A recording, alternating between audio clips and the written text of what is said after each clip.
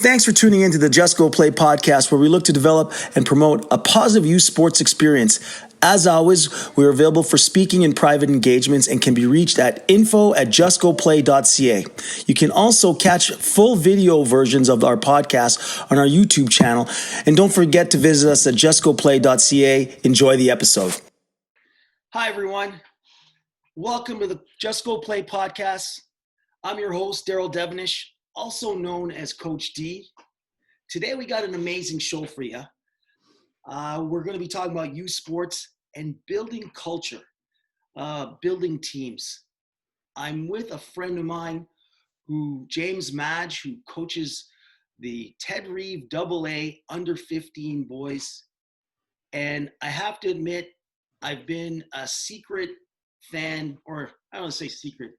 I've been a fan of this guy for a long time now. I've watched how he's sort of worked with his team and his players over the years. And I hadn't seen many coaches approach their team like this. And this is one of the main reasons I have him on today. He's full of ideas and resources. I'm going to give him a second. James, how you doing, buddy? I'm good. Catch your breath there, brother. I'm good. Thanks for. Well, I got a lot to say. That's why. It's true. So, James, just for the audience, can you please just give them a little background on yourself, backstory, just so they know why you're at the front of the room today? I know you got a world of experience, but just let's talk to the people about what's relevant today and what they need to know about you. Well, I mean, as far as coaching is concerned, there were probably two big reasons why I got into coaching. And it's probably the same thing for a lot of people. And that is that primarily it was just to spend time with my son, Will, who is very athletic. And I didn't grow up with a dad in the house. My parents were divorced, so it wasn't something that I got to enjoy as a kid. My mom was great.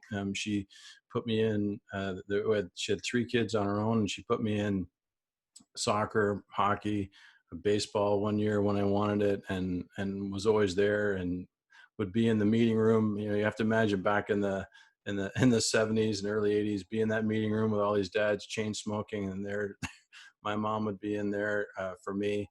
But for me to get involved in coaching was an opportunity to share that with my son. That was, primarily what drove me. The second reason was probably that I didn't initially, but I thought I knew how to do things better, which is very egotistical. But I had a couple of experiences that led me to think that way. One was when Will was about 4 or 5 years old. His first experience was with community soccer. And they said, the organizations are always desperate for volunteer coaches, desperate for them.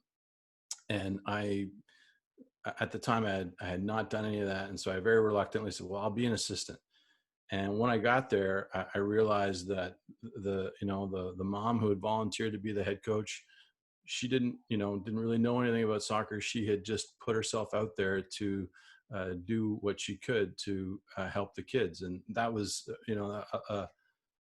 a switch flipped for me on that really is where it started. That's where it started. That you just had to be willing, you had to acknowledge that maybe you didn't know everything, or you didn't know anything at all.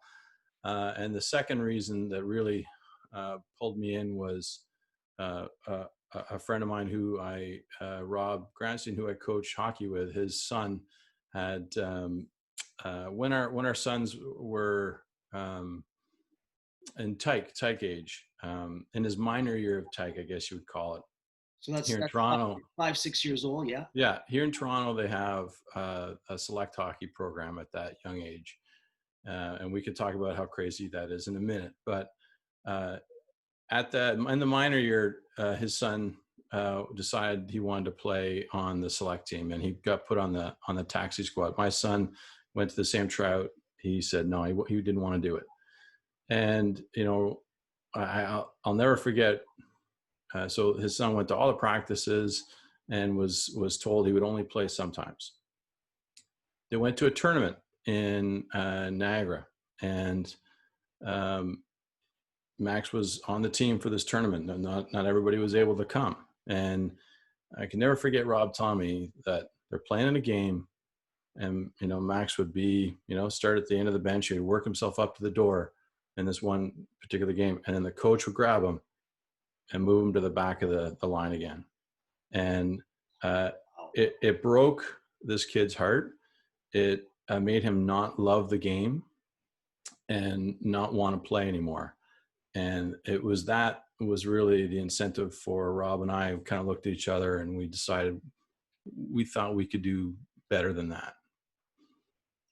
Love it. Love it. So you were inspired to do coaching because you want to make a difference. For sure. Yeah, we did. We wanted to do, and again, and we can talk about, there's unfortunately so many stories like that in youth sports, whether it's hockey or whatever, but that really was what sort of prompted us to decide to get involved and seriously coach the kids and learn what it takes to do it and do it right. And believe me, we've made our fair share of mistakes. I love it. So you became a student, and those I find are the best coaches, that they realize they don't know everything. Oh, and, yeah. Yeah. And we're, our podcast, we talk about quality coaching, providing quality experiences for the kids. And that's one of the biggest reasons I had you on today. How long have you been coaching? Well, probably the first involvement was what they had a learn to skate program that my son went to initially. So it's probably been, my son's 14 now, so it's probably been 9 or 10 years. I would ballpark it at, yeah. It's amazing. Now, the other thing that's great about you is you not only coach hockey, but you coach soccer. So this piece I want you to talk to, because a lot of the guys on your hockey team also play on your soccer team, which we've always talked about not specializing too early, about sports sampling. Like, was this in your game plan when you started as a coach and coaching your kid? Well, I mean, I didn't necessarily appreciate the science behind not specializing. It's too early, and that allowing young kids to play as many sports as possible. I certainly know it now, and all the pitfalls of doing anything 12 months of the year, particularly at ages younger than 13, 14. I grew up playing soccer, and soccer for a lot of kids in, I would say, North America is sort of the entry sport for youth athletics. Totally, 100% it is. Right. So many kids, I believe in Canada, and we can talk about this too. It's the sport, it's the most popular sport as far as registration in the country. Right. And that's largely due to it being easy, not a lot of equipment, season, that starts and stops. Well, especially back in our day, it started at this time and it ended at this time, and they weren't calling you all winter. Yeah, it's very casual too, and so for parents who maybe didn't even have a soccer experience personally growing up, it's just, we'll just put them in soccer, and then it's nice. Will played in the Beach Community Soccer League, which is run out of the southeast part of Toronto, and it's a phenomenal. It's probably one of the best organized leagues that I've ever had any experience with. They deliver on everything, and it's again because of the culture that we have in this country with respect to certain sports. People are much more easygoing about it. They're there, they're not there, especially at the younger ages. Whereas at hockey, I have parents who feel like if they're going to miss a practice for grandpa's 100th birthday, they're practically falling over themselves with apology about missing a hockey practice. That's not the same attitude with soccer at all. Not at all. Not at all. So let's change gears a little bit. I want to talk to you go back to the hockey thing. And we know it's got a reputation for being crazy parents, crazy coaches. Was this part of the reason that you also part of the reason that you wanted to coach and make a difference with you and Rob? Is this part of the reason that you got? Well, yeah, that experience that I cited there with Rob's boy, that definitely, that was a parent coach. So, but it doesn't matter whether it's a parent coach or not.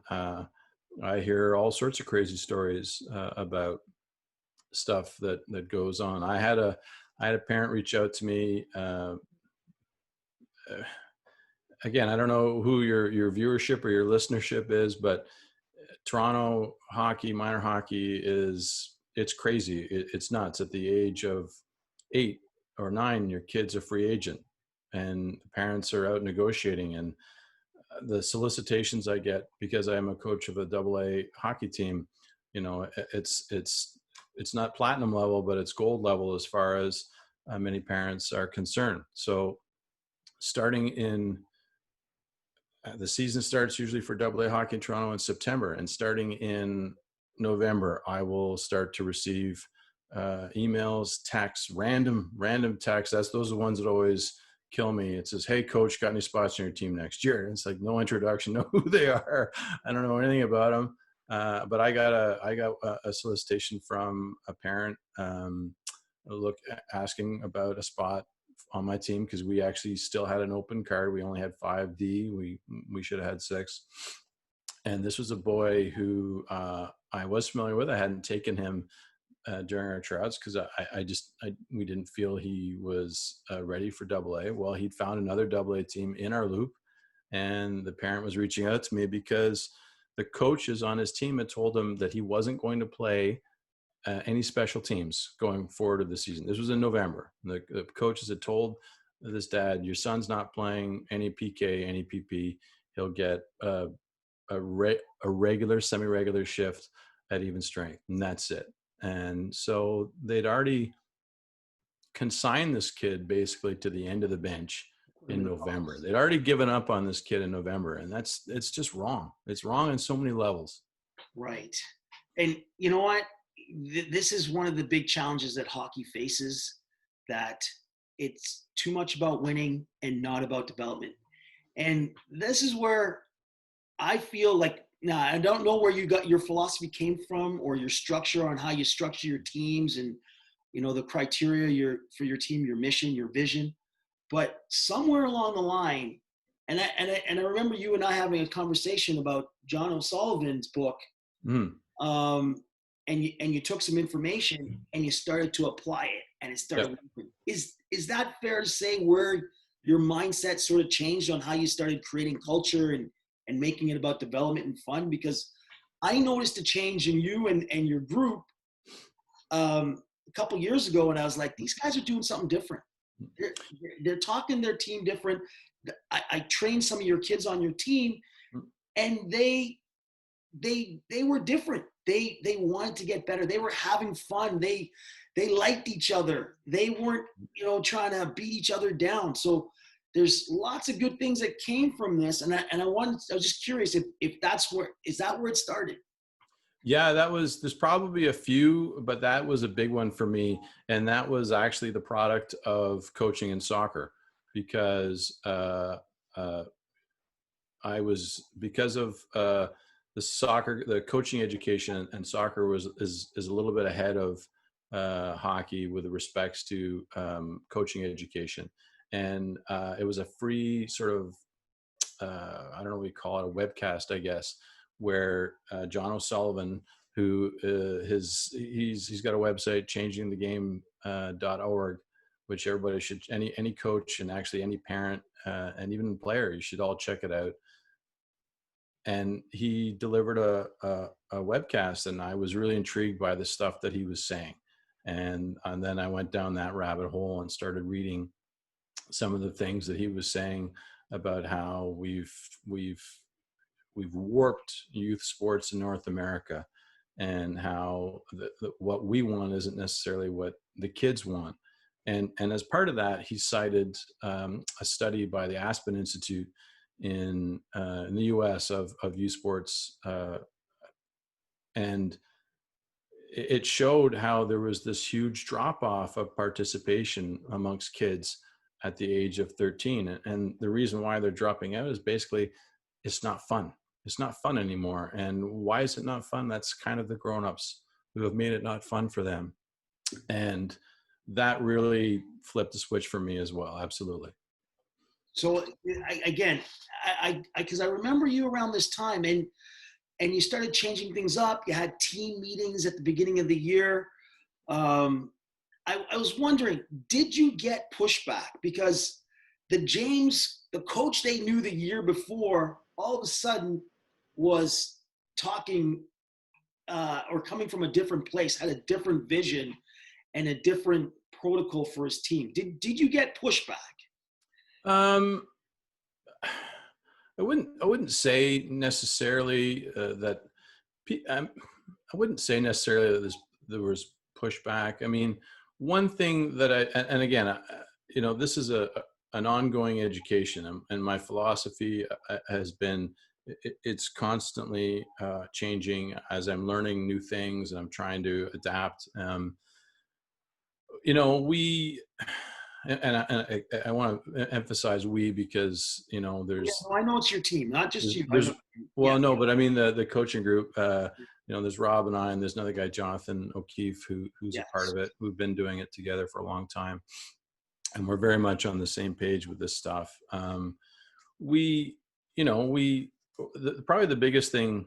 One of the things that I did with a kid, something I learned from O'Sullivan, was I asked them what was important to them. I gave them all sheets to fill out. I did this, I want to say the Pee Wee year. I think that may have been, it was either my first or second year as the head coach.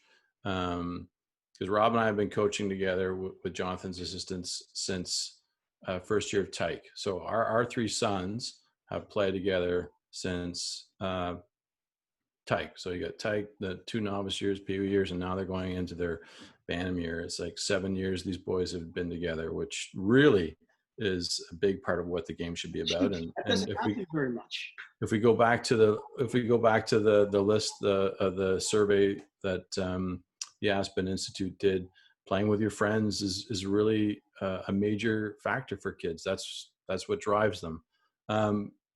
But anyway. I gave this survey to the kids and asked them to list what was important to them, what their team individual goals were and what their team goals were. And the reason why it's a great idea to do that is that if you do have a parent who is, pushing for this, that, and the other thing, you can actually go and show them and go, well, your goals aren't the same as your son's or your daughter's. Brilliant. Your kid wants something different than you. Have you talked to them? Because this is what they've told me. Brilliant. You made it player centric. That's what you did. You made the hockey about them, not their parents. Well, I mean, you and I are both familiar with, and we talk about O'Sullivan. Well, the other thing that really has driven my philosophy is a presentation by the high performance coach at Hockey Canada, which is Dr. Stephen Norris. And I would suggest to anybody involved in hockey to go and watch any number of his presentations that are all available for free on YouTube. And GM of our club, Andy Johnstone, put me on to him at least 2 years ago now. And I was it was like religion for me. Norris is a great resource. I 100% agree with you. And anyone who's in sport coaching should definitely take a look at his material. Yeah, because he talks about what we're doing wrong with the game and how, we think we're supposed to be doing these things that mimic a professional experience, but how the results are sadly missing the mark by a long shot. I mean, one of the greatest stats that he cites in his presentation is with respect to producing NHL caliber hockey players. And the GTHL, based on how it's doing things. Well, I mean, first of all, at the NHL level, one of the explanations he gives is it used to be that the NHL level, the Canadians represented 90% plus of the Yeah. NHL player pool. We're down to less than 50 now. And he says, if we were heads of a company, if that was Pepsi and Pepsi lost 40% market share, we'd all have been fired a long time ago. And somehow none of that has happened. And with respects to the GTH in particular, I think he indicated that it is 0.001% of GTHL players play, like, I don't know, whatever the minimum number of NHL games he cites is. And that's also shocking. It really shows you, well, what are we doing and how can we do it better? So that brings me to the next thing.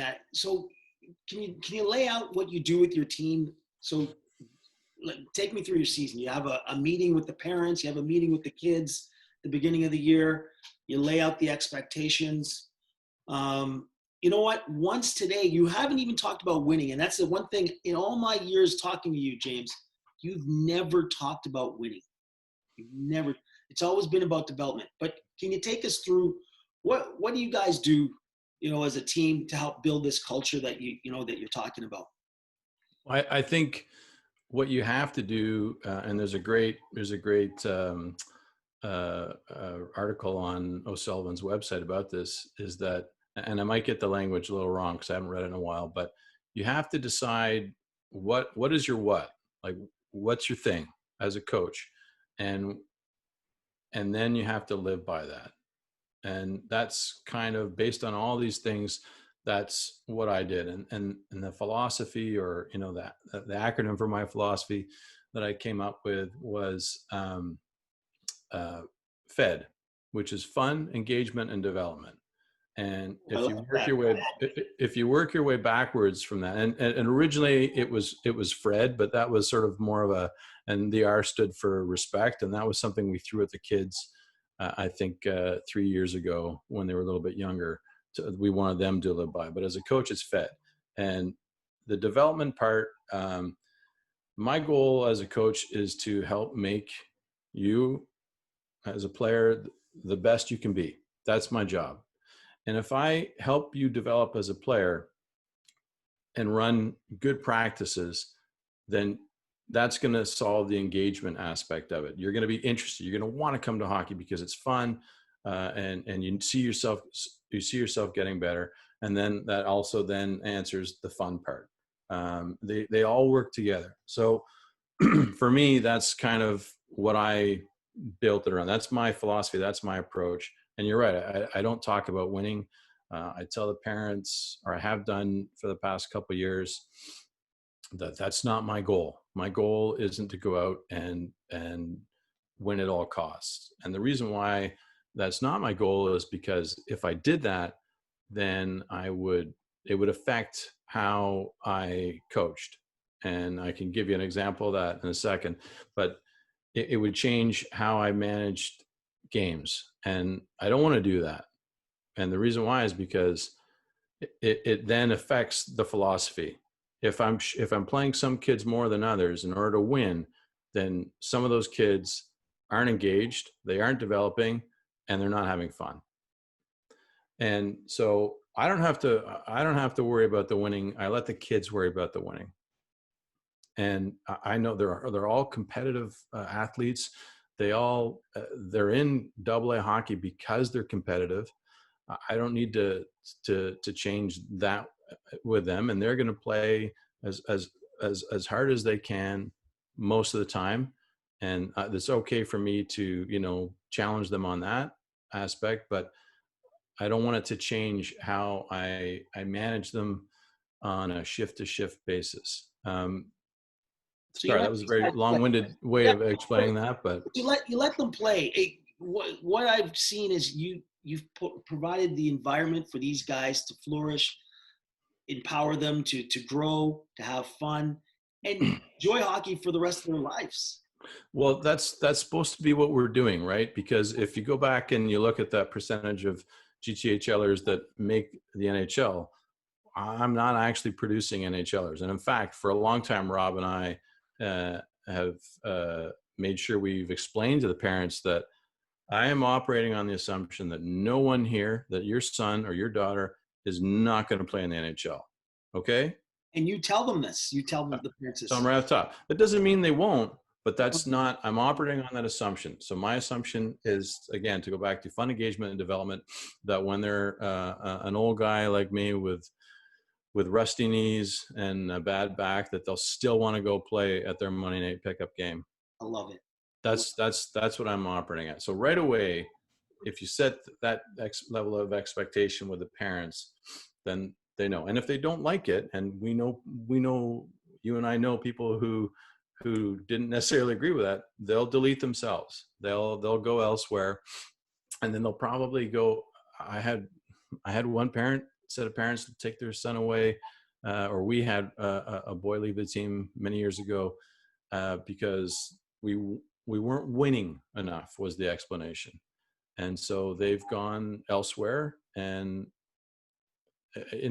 You're not winning.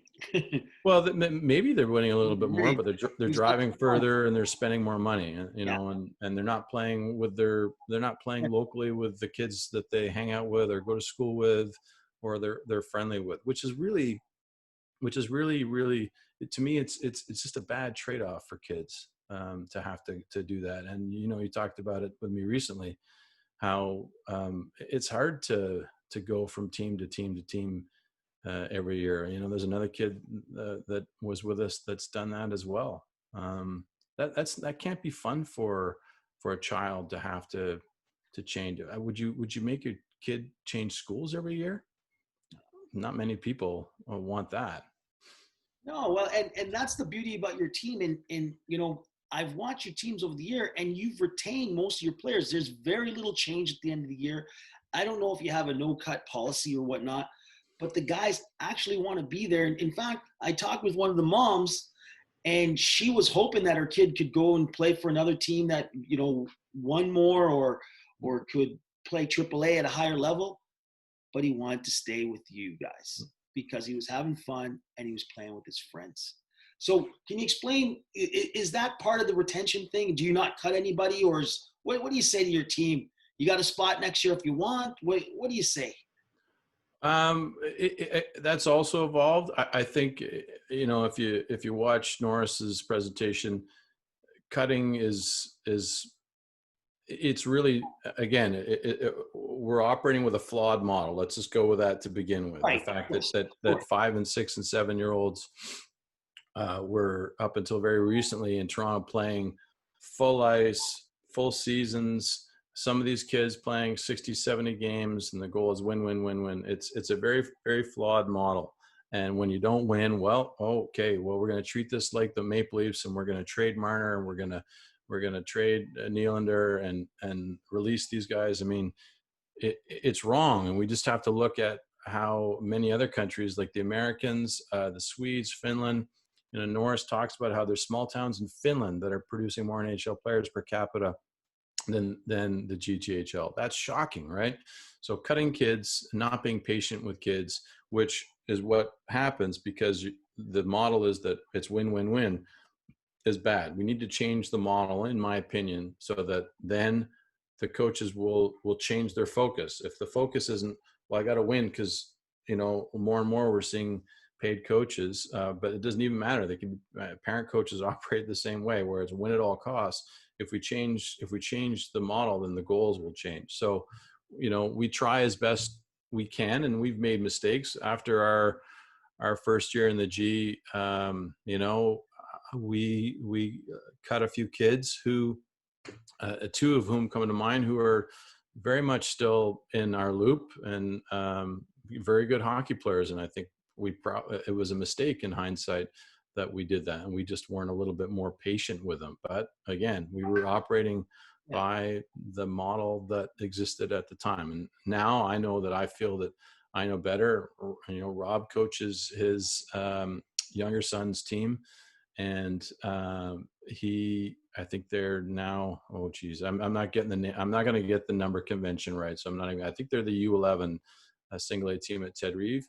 And he's adopted a very similar approach where he's just going to be patient with kids And if it means they don't have a winning season, then that's okay. And he's had to deal with pushback there where I know a few kids left ahead of the season because they wanted him to delete some of his kids, and he said no. So, having learned from those mistakes, when it came time, I know we had to do a little bit of a rebuild in our, I'm going to use the old term, our minor peewee season. But after that season was over, I just said to Rob and to Jonathan, let's just keep everybody.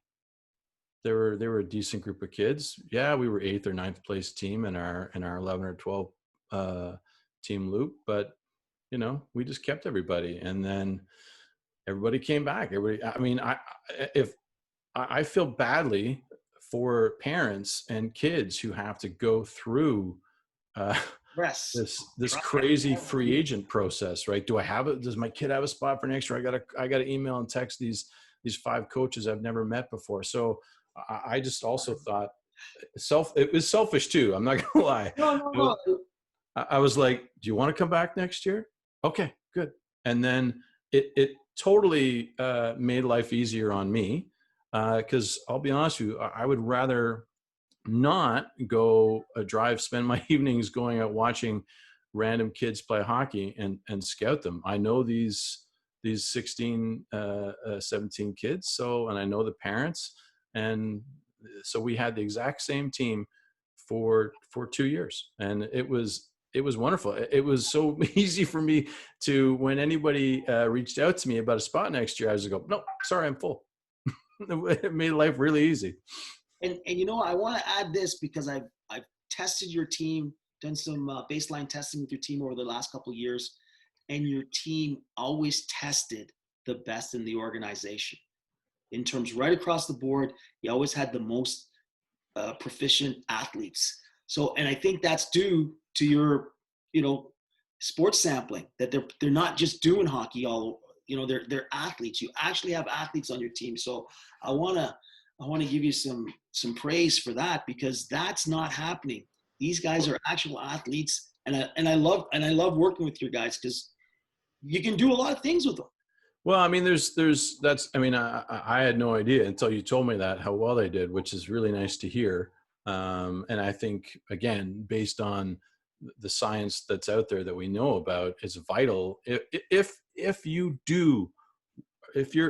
goal is for your kid to make the NHL, having them be an all-around athlete is proving to be much more important than them doing 12 months of hockey at the age of 7, 8, 9, 10, 11, 12. It's all that does is burn them out. And not only does it burn them out from the game, which is driving up. I didn't get to cite that stat, by the way, that Aspen Institute survey, which showed that the dropout rate at the age of 13 for youth sports in the U.S. was 70%. 70% of 13-year-olds go, I'm done. Well, as I mentioned, it's not fun anymore. But if as a 9-year-old, you are playing like 70 games, that's just winter. That's not spring and summer hockey. Yeah. How tired are you by the time you're 12? You've played a career. You played an NHL career, and you know what? Maybe you like other things now. Maybe you like skateboarding. Maybe you like acting. Maybe you like music. Who knows? You got a chance because you're too busy playing one sport. So it was very self-serving because, as we mentioned, Rob, I was coaching soccer, which I took my son and about 3 or 4.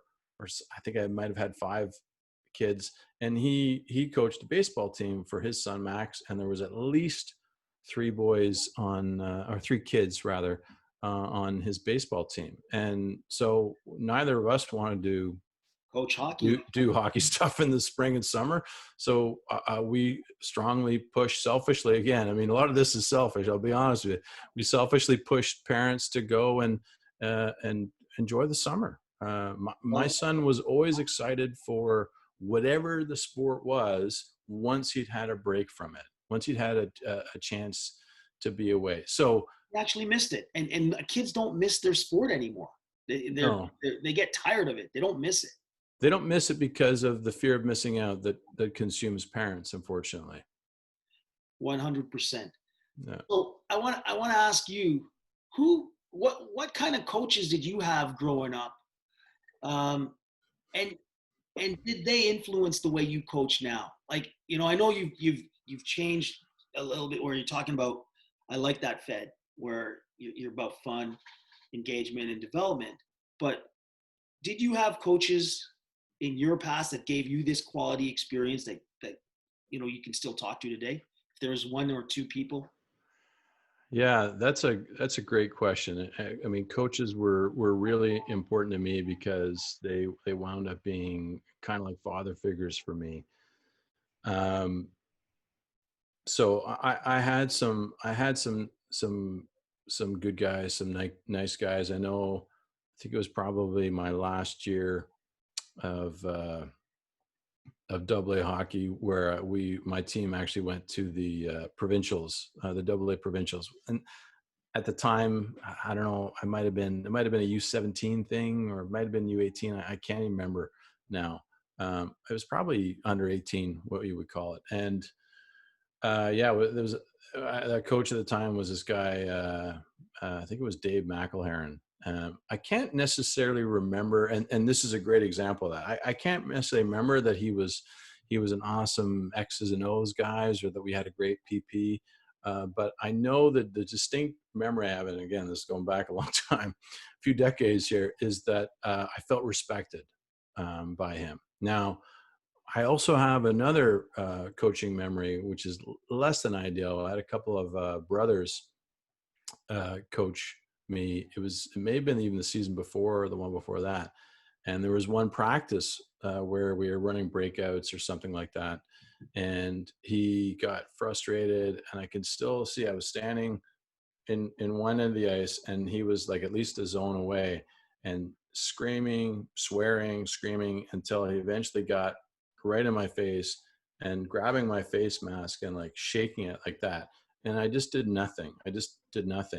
And he eventually sort of petered out. And in the end, I was just able to say, okay. And, like a lot of the other guys were a little more hot-headed and probably wouldn't have responded that way. But, my takeaway from that was that didn't motivate me at all. Right. To be yelled at like that, to be screamed at, and, Wasn't fun. it doesn't fly. I've done my share of yelling and screaming at kids too. And, I'm embarrassed by it. And, one of the best, here's, we talked about this. Here's one of the best lessons I learned as a coach is that, and wait for it, it can be mind blowing. Give it to me. You can't control them. You can't control the game. You can't. All your work happens in practice. That's what you can control. You can control what you work on. You can control what you can motivate their effort level. You can work on elevating their skill at particular things. That's where you coach. When it comes to the games, you have to let the kids play. And if you can embrace that, it's very, oh gosh, what's the word I'm looking for? It's a huge relief. Relief, yeah. Yeah, it's a huge relief because you just sit back and enjoy the game. Revelation, yeah. Yeah, it's definitely revelatory for sure. It was an epiphany that I had, and again, a great example of cross-sport coaching education because it came out of my first soccer coaching clinic that the guy spoke about. That it was an excellent presentation that he gave. I learned more.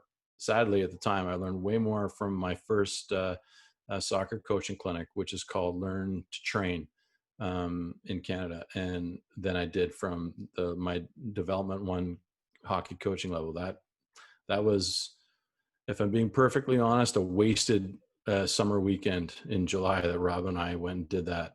I didn't learn anything from that hockey clinic, but I learned a ton from that soccer clinic, and one of them was let the kids play. You know what? I want to go on that note.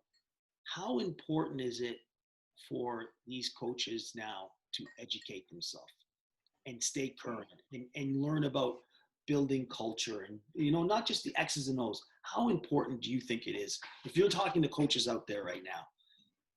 Because it sounds like that piece of information changed the way you coach. I think anybody who's doing, if you think about, the average person gets into coaching, depending on where you are in the country, the demographic, 35 to 40, right? Depending on when you have kids, as a parent coach anyway. And so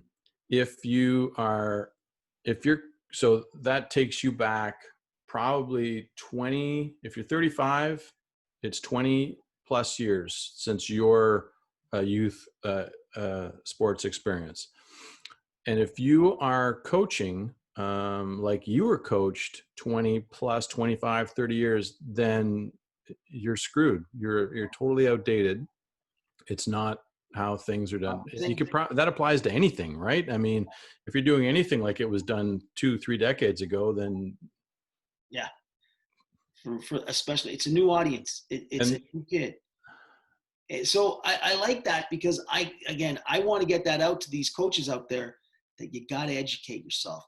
Well, and the flip side of that is we have certainly more in Toronto, because Toronto pumps out a lot of, unfortunately failed professional hockey players. And these guys come back here, and many of them gave up a lot to pursue their coaching. And so they don't know what to do. Right. So what do a lot of them do? And I know you know this better than most. Well, they get into coaching because you can get paid money to coach hockey in Toronto, probably other parts of the country too, but never more. The dream is bigger here than anywhere else. And so what I think, the sense I get, and I acknowledged the other day, the AAA is a bit of a black hole for me. It's not a world I operate in, but the sense I get is that a lot of these guys just wind up replicating their professional experience, and that's not always appropriate for children. As Norris says, just because a kid's 11 doesn't mean they do half of what a 22-year-old is doing as far as their training and whatnot. It's not appropriate. Wow. You know what? So true. And that's part of the challenge that youth hockey has, is that we have we call them sportspreneurs, are trying to sell the dream. And you got to do what I did, kid. You got, and I know they come from a good place. They want to basically pass on what they wish somebody was doing with them to get them in the show. At least they feel that. Sure. Yep. Yeah. And it's the system, like I mentioned, right? 100%. It's 100% the system. As a professional coach, as a paid coach, it's very difficult not to allow yourself to be measured by the win column. Wins and losses. Yeah. So that's one of our biggest challenges in youth sports. Yeah. Is we pay coaches, and you got to show results. And that's one of the way that, you got to show winning. Yeah. And that's why, that just comes back to why we need to change the system, because if that's winds up being the what for a lot of coaches, what they operate by. And, that just reminded me of another little story or moment that had a profound impact on me. And it used to be that, we had a rule on the team where we had the last 5 minutes of the game, the coaches were allowed to play whoever, if they thought that it would get the win. Right. And I remember doing that one game, and afterward I heard from the parent of one of the kids who got short shifted because of it. And this was a kid I knew really well, coached for a long time, and it was heartbreaking to hear that the impact that had on this child, because he was a child, by the way, he's not a professional. He's not a grown up. And that the negative impact, this wasn't like, some people say, oh, it's just going to motivate your kid to work harder. It's like, no, that's not, that it doesn't work like that. And less of, yeah, in fact, it's more likely to drive the kid out of the game. And so it was after that I decided I wasn't going to do that anymore. And in fact, so this past season that I finished up the spring, before the playoffs, I had a team meeting after practice with the boys, and I said, so we're going to play this team. We knew we were playing this particular team in our first round of the playoffs, and it was a big deal. The kids had finished, I think, in fifth place. Fifth place, playing everybody. Goal is alternate every game. The only time anyone might get less ice time is if they were genuinely sick. I've had kids who try and come play, and I've looked, or one kid one game had gotten off an airplane from California, and in the third period I was like, I don't think you have it anymore, and he kind of nodded. He just wanted to really come play. But we'd played everybody equally all season, and I said to them before the playoffs, so here's the deal: we're going to play Team X in the first round of the playoffs. I had done a little bit of scouting on this team, and we'd play them enough to know. I said they double shift certain players when they have power plays. Certain kids go out, and they're good hockey players, and we know that's what they're going to do. So I put it to them: what do you want to do? And do you want to have special teams? Do you want to have guys? Blah blah blah. And they said no. No, going the way it was going all season. They wanted everybody to play, and then I said, okay, well, what about the last sort of 5 minutes? And as a group, they agreed that they were willing to give up one shift if I thought playing somebody else in their place would serve the purpose of getting a victory. One shift. Wow. And never do it? You probably never did it. I can't remember. Maybe I did. I honestly can't remember. But the value of it was more that you made them a part of the process. Right. So it wasn't me imposing anything on them. If they had said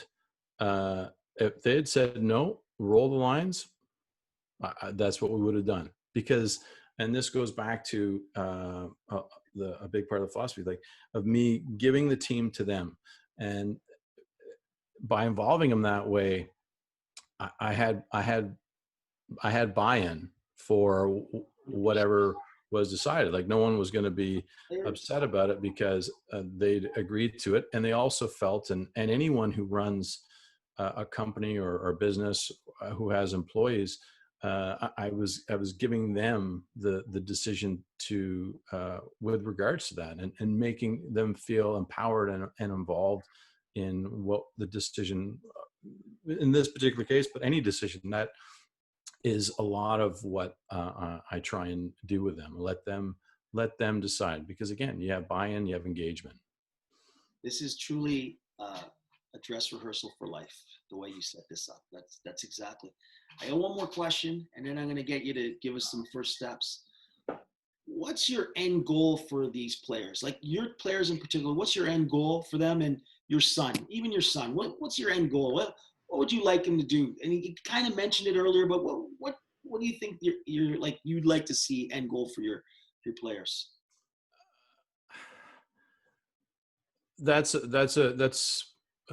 good question. I mean, for any of them, really, I just want them to love the game. As I said, to when they're older and maybe parents like myself and and Rob and Jonathan, that they still want to play. And that when a parent, I get an email or get or a parent tells me how much fun their kid's having, that's what we're striving for. The kids want to win, but when they lose, they're over it pretty quick. It's the parents that seem to struggle more with that, because it can be really hard to see our kids not succeed or to fail and to make mistakes, and we have to allow them to make mistakes now. So Well said. I don't know. I mean, as much as I would love to, I have from last year, I have every kid but one back. I had the same team for 2 years, and then some of those I was going to actually have the same team for 3 years, and then unfortunately a few parents thought the grass was greener, and even after agreeing to the spot that I had offered them, left. And the irony to all that is that I think I lost five. Was it five? I lost 5 or 6 kids. Only two or three of them I knew about, and one went up to AAA, one dropped down because of hitting, and another, 2 of them dropped out.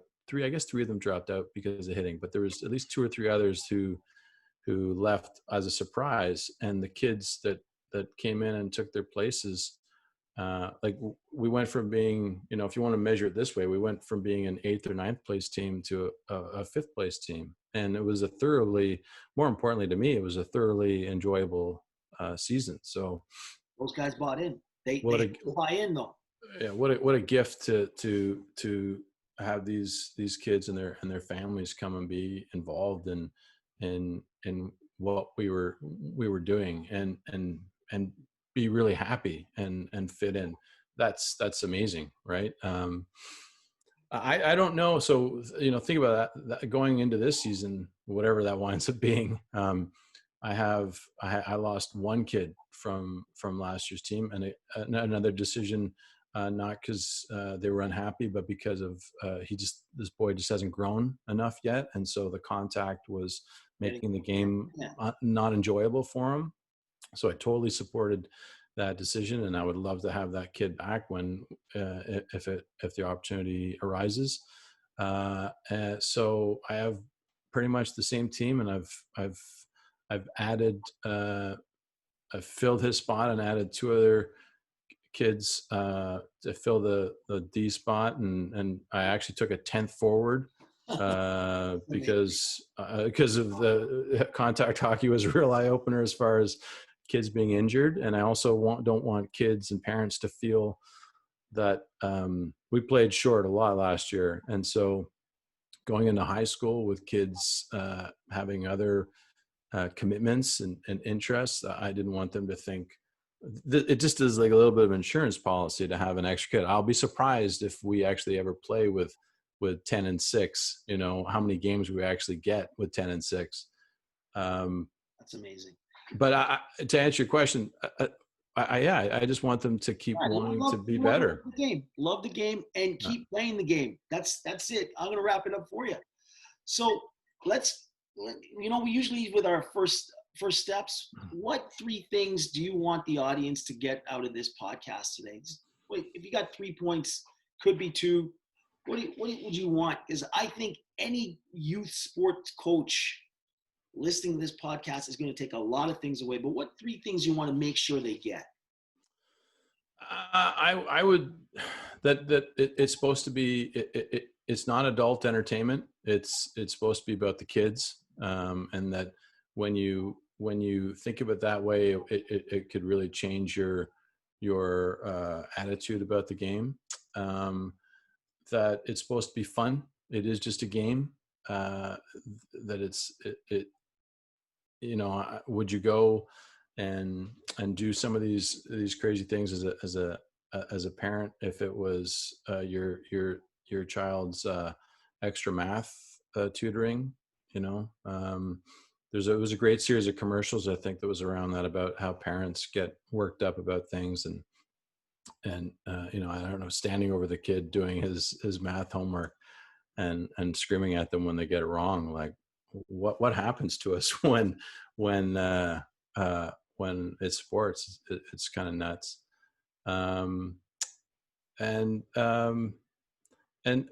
as a coach, I think to any other coaches, I think probably my biggest advice is give the team to the kids, give it to them, let them. And you know what, if